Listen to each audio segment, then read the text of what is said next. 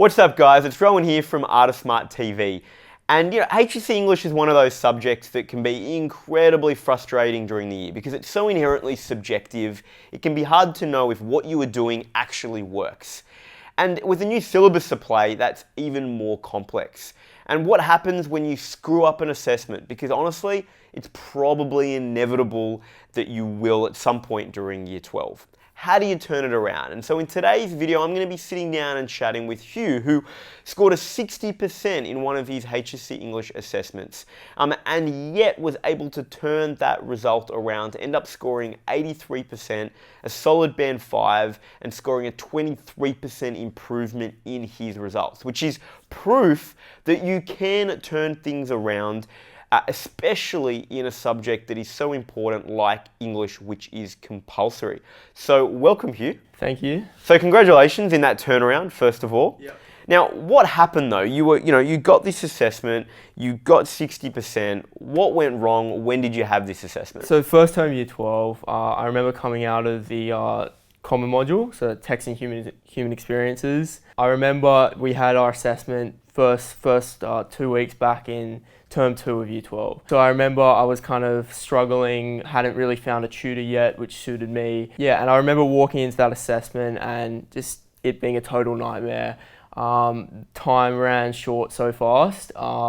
And yeah, I think I got to write two paragraphs and an introduction. So yeah, I ended up pulling a 12 out of 20, which as far as I was concerned, not that bad in the scheme of things. But yeah, it was pretty devastating to kind of try and lift myself from that. Because that was the first assessment. Yeah, first assessment, so really kind of poor starting point. And I think the enemy of great is good, right? So it's not horrible enough to worry to the point of dropping advanced English, but yeah, it's just kind of, it's sitting in that C range response. It's that awkward middle, isn't it? Where you're like, I'm not going to drop it, but if I keep it, I'm stuck with the 60%. Exactly. And I think in hindsight, what I learned is it's important to learn from your mistakes in an area like that. But definitely you don't want to sit on it. You don't want to be trying to, study 2 modules concurrently when you're supposed to be moving on to the next one. So I think it's important if you screw up, say your first term's assessment, move on to the next module that you're going to be studying. So that sounds like step 1, right? Because if we think about this sort of journey, you ended up scoring an 83, you ended up getting a band 5, so there's good news at the end of this journey. Yeah. At the time, I'm imagining you probably didn't see that light? No, definitely not. I remember my teacher saying to me, I was probably sitting at that band 4, mid-band 4, so maybe like a 70, 75 range. And I wasn't happy with that, not at all. I kind of felt that an 80 was where I should be, and it was a constant strive for that. And so you've got a teacher saying, I'm sure well-meaning, right, that you're band 4. Yeah. Your results are at a 60. Yeah. I mean, how did you feel when you're getting this information, these data points from your teacher and from this assessment? Yeah, she was really blunt about it, and I guess it was kind of just like, what can I do to be in that kind of top B range? How can I get there? That's kind of what was going through my mind, and it's really confusing, the whole process at the time. But yeah, I think it comes a lot down to how gritty you can be with it, and kind of your work ethic, and just maintaining kind of like a solid schedule and always trying to improve. So before we dive in, because we will in a moment, to unpick the steps that you took to really start to lift your results for English. If we fast forward for a moment, you'll be studying a biomedical and commerce degree at Sydney this coming year, which is awesome. So congratulations. And now the cutoff for that degree was above your ATAR. I mean, you did incredibly well. I mean, do you mind sharing how you went ATAR-wise? I got a 93.5 in the end. So, congratulations. Thank you. Now, my understanding is that English was the thing, though, that helped you get over the line despite being below the cutoff. Yeah, definitely. So I think you said right after the right after the ATARs came out, had this kind of bonus point scheme that allowed students who got a band 5 or 6 in English to kind of get 1 or 2 bonus points. I can't remember exactly, but yeah, that did end up helping me over the line in the end. So, I mean, that's quite a remarkable story. We've got like a 60%, you're being told that, band 4 is your limit, you're not going to go beyond that. and then in the end you score the band 5, it gives you the extra ATAR points, you get into your gold degree. Yeah, exactly. Which is pretty awesome. That's got to be some serious hope for other students. Yeah, I definitely remember on the day I was in Japan and I was up at 5 in the morning, and I remember seeing that text from Nessa and seeing English and seeing the 83 and just going, what in the world? How could this ever possibly have been my mark? And it was, I just remember going back to English, it was just always such a struggle for me. I think it's important, again, as I said before, just to kind of hold your head in there and always try and work as consistently as possible. So then now let's dive into to try to get a sense of what that looked like, that turnaround, right? So, I'm getting definitely a don't give up. Message is clearly coming through. For sure. Keep on going. What practically did you start doing after that assessment to change things? I remember we got a new teacher after that assessment. So kind of we're a quarter way through year 12 and we got a new teacher who was a lot more, pragmatic about doing things, very pedantic, I would say as well. But she had a routine that she would go along through each term that was kind of consistent. And I think what this syllabus involves, which differentiates it from the last one, is it really requires you to sort of engage with your texts on a personal level. And what I mean by that is kind of having your own unique interpretation about a text, which obviously, Rowan, I'm sure you'd know. And it's like, how do you form this interpretation of a text that you've just read? I mean, people make it their whole career to write about these texts. How do you engage on a level that's kind of more sophisticated than just writing out the plot to a text? And for me, what that meant was a lot of reading. And not reading, kind of like going on schmoop.com or whatever to kind of get these basic sort of entry level or surface level takes on the text, but that meant reading academic articles that you can find on JSTOR and Google Scholar are the two biggest sources that I used. But they can be pretty hard to find unless you're kind of doing something on Shakespeare, I'd say. I think your teacher's doing you a disservice if they're not providing you with at least 5 or 10 readings on your text that are related to the module, hopefully as well. That's kind of was my saving grace, was reading to form my own thought processes about a text. So step 1 really is engaging much more deeply with the text. Well, after you've read your text, after that, read your text. Critical. Try and gather some evidence and your analysis.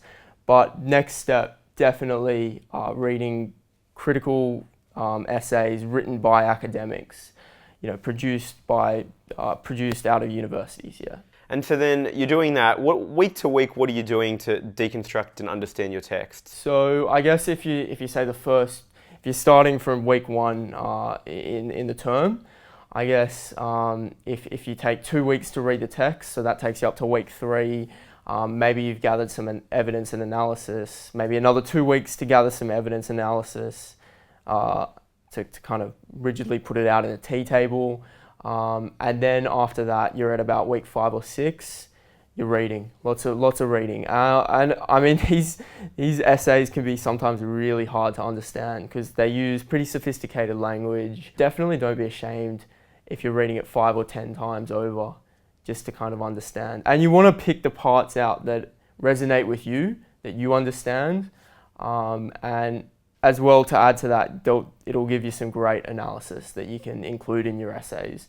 I mean, we're talking literary techniques that you've probably never heard of, that by all means, you should be putting in your essays, So it sounds like what you're using this to do is to do 2 things, not just enhance your analysis, although clear benefit there. It sounds like really to have that personal view of the text. It's really about thesis development, ultimately. It's Exactly. So you get a question, you're like, great, I can actually answer this in a way that's compelling and sophisticated and hopefully somewhat novel. Look, if you can show the marker that that you've got a unique flavour to your essay that's not just kind of like everyone else's, then it ticks all the way. You'll be well into that A range if you can do it and articulate it well. But if I go back, reading these critical essays, it's not just about kind of getting ideas for your analysis and your evidence. It's also about understanding the thought process that these academics have about the text. And if you can kind of mimic that to a certain extent, but not just mimic it, but understand it and produce your own interpretation, then that's what will really lift you into that A range. And it's definitely something that I did not do enough throughout year 12. And so then I know you were working with Ian, one of our ATAR tutors for English, and also attending our skills classes. What did that look like and how did that help you? Well, Ian was great in the sense that he knew what it kind of took to get a top mark in English, something that I could never achieve. I think he got 97 in English Advanced, but he was able to show me flavors of what it required to articulate well in an essay. I mean, there's a certain style that they want you to write in that's kind of hard to grab, especially if you haven't been doing it for most of your high school life. So I would say that Ian was a great support base to show me what I had to be doing and how I had to be writing. And the skills again were good in the sense that the skills classes were good in the sense that I was practicing a lot of craft of writing, I'd say, in there. So a lot of different sort of exercises that would make me think. Looking back, just a question, you mentioned that you'd been getting some support prior for English and then, you got that result and you made some changes. What prompted you to, in the end, make a change and get support for English with ATAR Smart? So I had this woman that I kind of just did one-on-one tutoring with. She was just like a freelance tutor. And she was good, but definitely I remember being plunged into year 12 and she had stopped doing tutoring with me. So I was doing tutoring here for maths, but not English. And I remember there just being this whole panic in the summer holidays, right at the end of the summer holidays, because I had an assessment in 2 weeks. And yeah, I kind of just realized that I needed a support base for my English that I kind of grabbed through ATAR Smart. And then jumping into, this journey of turning things around, I mean, you've got this, you laid out that awesome plan for a term, which I think is really useful for students. Let's get into the trials and HSC, right? Yeah. What did your prep look like in the sort of weeks before either of those? Yeah, so trials, I remember, it's really hard going into trials because up until trials, you've just been studying one text throughout the term probably. And you've just been doing your assessment on that text, but then you come to trials and you got to do 5 sections, you got to write 3 essays and a story or whatever the craft of writing is going to be, and it's hard to prepare for. Generally, for most schools, one of the sections will be weighted so that it counts for more than the others, significantly more. And for me, I think that was Module B, so the critical study. And so I had prepared for that quite a bit. I think I ended up getting 70% in that section, which was pretty good for me. It was the best I ever did in an essay. But then there was another part where I ended up getting 5 out of 20 for that. And the devastating thing was that that was probably the most I ever could have gotten in that section because I just had done such little preparation for it. But for the part I got 70% in, I was doing lots of past papers before, and that's another thing I'd like to add. Doing past papers is, not past papers, but past questions is so important for this syllabus. And again, going back to your teacher should be providing you with a good set of questions for the essay section. And did you memorize a response, or was it doing lots of practice so that you could get in and respond to whatever was by there? The end of English, I was just so I had such little motivation to memorize a response, and I think that was kind of good in the end because you get in this state when you're doing lots of past paper questions where you actually don't need to memorize your essay. Obviously, you're memorizing your evidence and your analysis. That should just be really basic by the time you get to year 12, but memorizing essays, I think, is kind of, there's a certain element of pointlessness to it because at the end of the day, the markers don't want to test your memory per se. What they more want is they want to see that you can think. And it's such a hard process bringing pre-prepared material into a unseen stimulus or an unseen question. But yeah, I guess you kind of get in this state where where you know what phrases you're going to use, you know what sentences work where, and that just comes from doing past questions. Yeah. So then pre-HSC, how many past questions do you reckon you would have? Or I mean, there's not really past questions for your year because it was the first syllabus, but practice questions, shall we say? How many do you reckon you were completing? I would say per module, I was probably doing 5 before the HSC. And they were definitely not full essays. They were probably 2 or 3 of them might have been introductions, and then 2 of them were probably full essays. But the full essays you generally want to be getting done at the start, and then you get to a state of confidence where you can just do an introduction. And you're timing yourself as well, because time management is so key in English. I definitely remember for trials that section I got 5 out of 24.